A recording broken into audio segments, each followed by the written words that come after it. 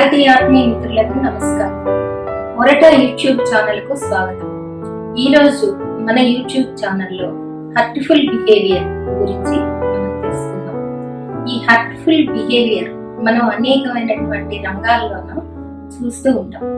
ఎందుకంటే కాస్త ర్యాంకులో ఉన్నా కానీ, పొజిషన్లో ఉన్నా కానీ వారు యువతల వారితోటి ఏ విధంగా వాళ్ళు మరి ఏదైనా ఇన్ఫర్మేషన్ అడిగినప్పుడు కానీ, లేదంటే ఏదైనా చెప్తున్నప్పుడు కానీ, లేకపోతే ఏదైనా తెలుసుకోవాలనుకున్నప్పుడు కానీ వారు మనతోటి ప్రవర్తించే విధానం ఒక్కోసారి చాలా హర్ట్ఫుల్ గా ఉంటుంది.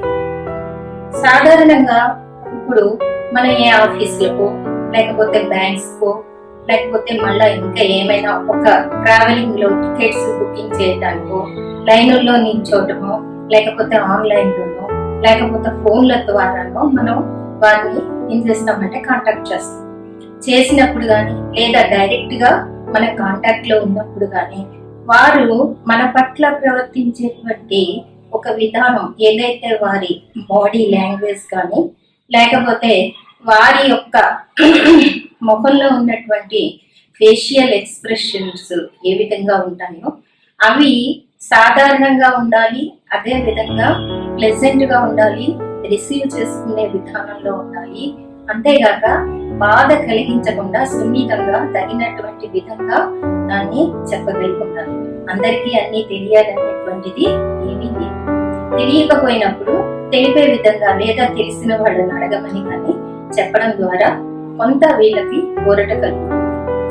ఇంకోటి ఏంటంటే నేను చెప్పదలుచుకున్నది, ప్రతి ఒక్కళ్ళు కూడా నేను చెప్పిన విధంగా ఒకవేళ వాళ్ళు కనుక హర్ట్ఫుల్ నేచర్ ని ప్రదర్శించేటప్పుడు వారి యొక్క ఆ ఫేషియల్ ఎక్స్ప్రెషన్స్ లో కళ్ళు పెట్టిన విధానం, మాట్లాడే విధానం, అదే విధంగా ద్వంద్వార్థంగా మాటలు లేదా అరవటం, ద్వంద్వార్థము, వెగటుగా మాట్లాడటం, వెటకారంగా మాట్లాడటం, హేళనగా అవమానిస్తూ కించపరుస్తూ మాట్లాడటం అనేది చాలా సందర్భాల్లో జరుగుతుంటుంది. ఇది సాధారణంగా చిన్నపిల్లల విషయంలోనూ, తర్వాత సీనియర్ సిటిజన్స్ విషయంలోనూ ఇవి జరుగుతూ ఉంటాయి. ఇప్పుడైతే మన చిన్నపిల్లల విషయానికి వస్తే కనుక, ఒకప్పుడు 2000 సంవత్సరానికి పూర్వం ఉన్నటువంటి పరిస్థితి ఇప్పుడు చిన్నపిల్లలకైతే లేదు. అప్పుడున్నటువంటి విధానాల ప్రకారం చిన్నపిల్లలు స్కూల్కి వెళ్ళినప్పుడు, లేదా టీచర్ దండించినప్పుడు, మరి ఇంకే విషయాల్లోనో వాళ్ళు ఏం చేసేవారంటే కొద్దిగా అవతల వాళ్ళ వల్ల బాధపడి, బాలల సంరక్షణ కోసం, పరిరక్షణ కోసం ప్రభుత్వం అనేక రకమైనటువంటి చట్టాలు చేయటం అందరికీ తెలిసినటువంటి విషయమే. ముఖ్యంగా స్త్రీల యొక్క, బాలల యొక్క, వారి యొక్క సంక్షేమం పట్ల ప్రభుత్వం చూపిస్తున్నటువంటి విధానాలలో మాతా శిశు సంరక్షణ సంక్షేమ పథకాలు అనేకం చోటు చేసుకున్నాయి.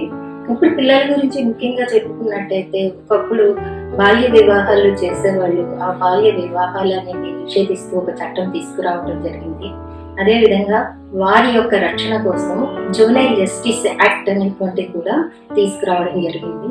మరి వెట్టి చాకిరీ విధానం తొలగించడానికి కోసం చైల్డ్ లేబర్ యాక్ట్ అనేటువంటిది కూడా తీసుకురావడం జరిగింది. ఇకపోతే ఇంకా మానవ రవాణా, ఈ చిన్నపిల్లలను కానీ లేదా స్త్రీలను కానీ వీళ్ళు రవాణా చేయటం అనేది, దానిని నిరోధించడానికి అక్రమ రవాణా అంటే హ్యూమన్ ట్రాఫికింగ్ యాక్ట్ అనేటువంటిది, ఇమ్మోరల్ ట్రాఫిక్ అనేటువంటి యాక్ట్ ను కూడా తీసుకురావడం మనకు జరిగింది, చూస్తున్నాం మనము. ఇక ఇదే కాకుండా పిల్లల పట్ల అత్యాచారాలు అవి చేసేటువంటి, వారి పట్ల నేరాలు చేసేటువంటి యాక్ట్, పోక్సో యాక్ట్ అనేటువంటి దాన్ని కూడా మనకి పరిచయమైనది. బాలల విషయానికి వస్తే కనుక, బాలలు వయసు రీత్యా వారి యొక్క జ్ఞానపు లెవెల్స్ ని బట్టి వారు ఏంటంటే ఇంట బయట లేదా ఏదైనా ఇంకా వేరే చోట్ల కానీ, లేదా స్కూల్లో కానీ, తోటి విద్యార్థులతో కానీ, ఇంకా ఇతరత్ర ఒక బహిరంగ ప్రదేశాలే కానీ ఎక్కడైనప్పటికీ కూడా వారిని గదమాయించటం లేదా అదమాయించటం, లేదా వారిని లోపరుచుకునేటువంటి విధానాలు అనేవి ఎక్కువగా మనం చూస్తూ ఉంటాం. అయితే 2000 తర్వాత ఈ పరిస్థితిలో కొంత మార్పు అనేది రావడం జరిగింది. ఎందుకంటే విద్యా విధానాలు, అదే రకంగా ఇంకా ఉన్నటువంటి మీడియాలో వచ్చేటువంటి జ్ఞానపరమైనటువంటి అనేక రకాల విషయ గ్రహణ వారిలోన ఫాస్ట్నెస్ అనేది క్రియేట్ చేయడం వలన వారంతట వారు వారిని రక్షించుకునేటువంటి విధానంలో కొంతవరకు చొచ్చుకొని పోవటం, చొరవ చూపటం, చాలా ఫాస్ట్గా ఉండటం, మాటకి చక్కగా వాళ్ళు జవాబు చెప్పటం, ఎదురు చెప్పటం, లేదా వాళ్ళని ఎవరైనా ఏమైనా అంటున్నప్పుడు వాళ్ళకి తగినటువంటి సవాలు విసరటం అనేటువంటి వాటిల్లో మార్పు వచ్చింది. రెండవ క్లాసిఫికేషన్లో మనం సీనియర్ సిటిజన్స్ గురించి చెప్పుకున్నాం. వారి పట్ల కొంచెం అలక్ష్యంగా, నిర్లక్ష్యంగా, కించపరిచే విధానంగా, అవమానించే విధంగా, అనే రకంగా, ఇంకా వాళ్ళని హేళనగా, ఈ రకమైనటువంటి ఈ పరిస్థితి మాత్రం మారలేదు. ఎందుకనంటే ఇప్పుడు పిల్లలకి మనం చెప్పుకున్నాము అంతా కూడా విద్యా విధానాలు మారటం కానీ, పాలసీస్, ఎడ్యుకేషనల్ పాలసీస్ మారటంలో కానీ, లేదంటే అనేకమైనటువంటి అవకాశాలు ముందంజలో ఉండటం వల్ల కానీ వాళ్ళు నిలదొక్కుకోగలిగారు, తిప్పి కొట్టగలుగుతున్నారు. ఇదే సీనియర్ సిటిజన్స్ విషయానికి వచ్చేసరికి వీరి యొక్క తల్లిదండ్రులు పెంచినటువంటి విధానం, అప్పుడున్నటువంటి పరిస్థితులు, ఆనాటి అవకాశాలు, ఆనాడు తక్కువగా ఉన్నటువంటి పరిస్థితులు, ఇవన్నీ కూడా వీళ్ళ మీద ప్రభావితం చేస్తున్నాయి. ఎందుకంటే అప్పుడు పెరిగినటువంటి విధానంలో ఎవరైనా ఏదైనా కనుక అన్నట్టయితే తారతమ్యాలు ఉండేవి. ఎటువంటి తారతమ్యాలంటే పెద్దవాళ్ళని గౌరవించాలనో, లేదంటే హోదాలో ఉన్న వారి జోలికి పోకూడదనో, ఇటువంటి వాటితోటి ఆ వారి యొక్క మైండ్ అనేది వాటిని బాగా డైజెస్ట్ చేసుకోవటం వల్ల ఇప్పుడు వీరు ఎక్కువగా బాధపడటం అనేది జరుగుతుంది. కాకపోతే ఇక్కడ ఊరట యొక్క వినపం ఏంటి అంటే,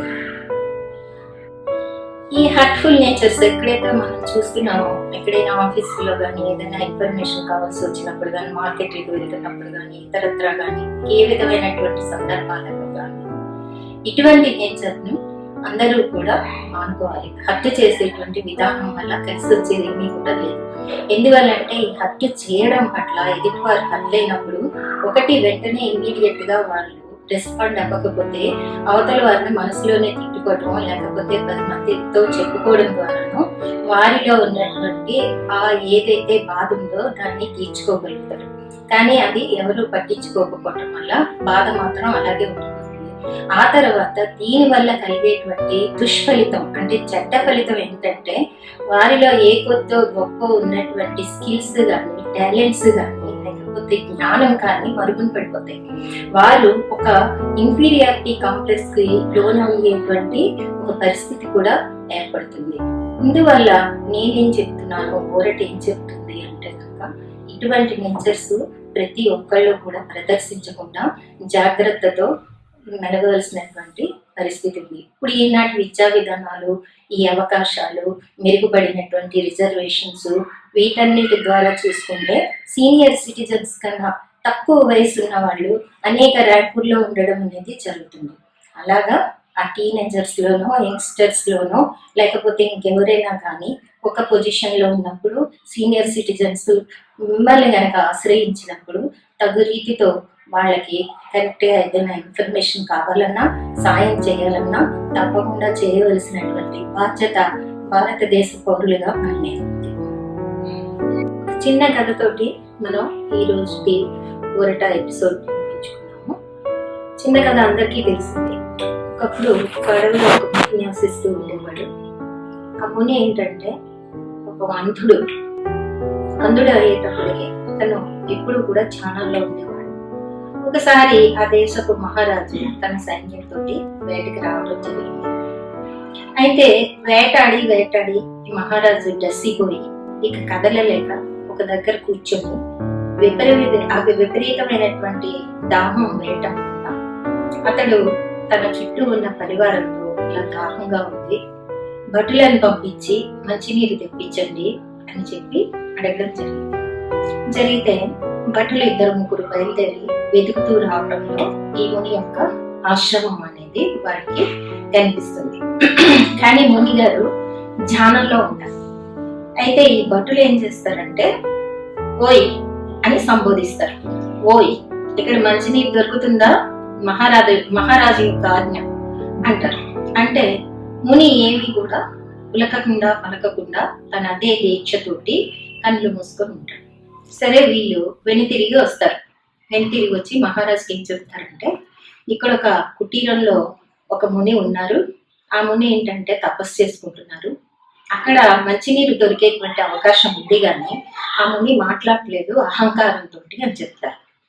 అనగానే రాజుగారు ఏం చేస్తారంటే సేనానిని చూసి, సేనాని నువ్వు వెళ్ళి ఇదేంటో తెలుసుకొని రా అని చెప్పేసి పంపిస్తారు. సేనాని కూడా అదే కుటీరానికి వచ్చి అతను కుటీరం బయట ముని తపస్సు చేసుకోవడం చూసి అతను ఇలాగా మాట్లాడతాడు. పోయి, ఓ ముని, ఇక్కడ మహారాజు గారు వేటకు వచ్చారు, మంచినీరు కావాలి, నువ్వు వెంటనే తీసుకొని రా అన్నాడు. అంటే ఆ మాటకు కూడా ఆ ముని అటు ఇటు కదలకుండా నిశ్చల ధ్యానంతో ఉన్నాడు. ఇంకా చేసేది ఏం లేక సేనాని కూడా వెనక్కి వచ్చేస్తాడు. వచ్చేసిన తర్వాత మంత్రివర్య మీరు వెళ్ళండి, మీరు వెళ్ళి ఎలాగైనా సరే కాస్తంత నీరు తీసుకొని రండి అని చెప్పేసి మహారాజు గారు మంత్రి గారిని అడిగారు. ఇక మంత్రి గారు కూడా ఏం చేశారంటే ఆ కుటీరానికి వచ్చారు. కుటీరానికి వచ్చేసరికి అప్పుడు ఈ ముని ఏం చేశారంటే కళ్ళు తెరిచారు. తడుముకుంటూ అక్కడ కొన్ని గింజలు తీసుకొని పావురాలకి వేస్తున్నాడు. వేస్తుంటే అప్పుడు అర్థమైంది మంత్రికి, ఇతను గుడ్డివాడు అని చెప్పేసి. చూడండి మహాముని, ఇక్కడ మేమందరము కూడా వేటకు వచ్చాము. వేటకి రావడం వల్ల మేము చాలా అలసిపోయాము. ముఖ్యంగా మహారాజు గారు తీవ్రమైనటువంటి దాహంతో బాధపడుతున్నారు.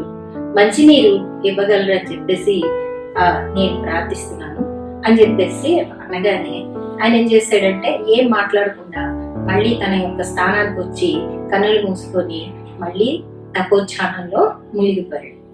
సరే, మంత్రి ఇక ఏం చేసేది లేక వెను తిరిగి వచ్చాడు. వచ్చిన తర్వాత మహారాజుకి ఈ విషయం చెప్పారు.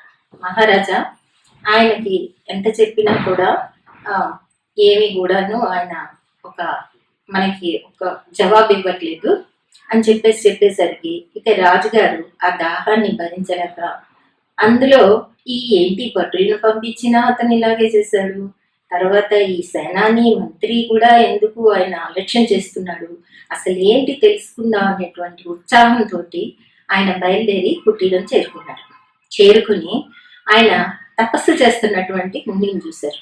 చూసి ఇలాగా ఆయన్ని సంబోధిస్తున్నారు. బిడ్డ అని ముందర చాలా కరుణాత్మకంగా ఆప్యాయంగా పిలిచారు. పిలవగానే మహాముని లేచి నించున్నాడు, తన స్థానంలోంచి లేచి నించున్నాడు. ఇంకా రాజుగారు ఏం చేస్తున్నారంటే అడుగుతున్నారు ఇలా, బిడ్డ నేను చాలా అలసిపోయాను వేట వల్ల, అలసిపోయినందువల్ల నాకు చాలా దాహం వేస్తుంది, దాహానికి నీరు తాగితే తప్ప కదలలేనటువంటి పరిస్థితి, దయచేసి కాస్త నీరు ఇప్పిస్తావా అని చెప్పేసి ఆయన్ని ఎంతో వినమ్రంగా అడిగి చేతులు జోడించి నమస్కారం చేశారు రాజు. అది అయ్యేసరికి వెంటనే మహాముని అన్నాడు కదా, మహారాజా అందులో నీళ్లున్నాయి, కుటీరంలోకి వెళ్ళండి, మీకు కావలసినంత నీరుంది, ఆ నీరు తాగి మీరు వెళ్ళవచ్చు అని చెప్పేసి చెప్పాడు. అంటే మహారాజు ఆశ్చర్యపోయి, మహాముని తప్పుగా అనుకోకండి, మీరు చూస్తేనేమో అందులు కదా, నన్ను మహారాజునని ఎలా గుర్తించారు అని చెప్పేసి ప్రశ్నిస్తే, అయ్యా ప్రతి ఒక్కరి యొక్క మాట వలన వారి యొక్క విలువ తెలుస్తుంది, అంటే తల పరుగు నోరు కాస్తుంది. సో ఈ హర్ట్ఫుల్ నేచర్ మానేసేసుకొని మనం ఏ రకంగా ఉండాలి అంటే డోంట్ హర్ట్ ఎనీవన్. వీలైతే హెల్ప్ చేయటం తప్ప హర్ట్ చేసే విధానం వల్ల అందులోనూ అవతల వారి యొక్క ప్రజ్ఞను మనం తగ్గించే వాళ్ళు అవుతాం. కాబట్టి ఓరటతో మాట్లాడండి, ఓరటని ఇవ్వండి. ఓరటని ఇవ్వటం వల్ల ప్రతి ఒక్కరూ కూడా తమ విలువ పెంచుకోవటమే కాకుండా అవతల వారి విలువను కూడా పెంచుతారు.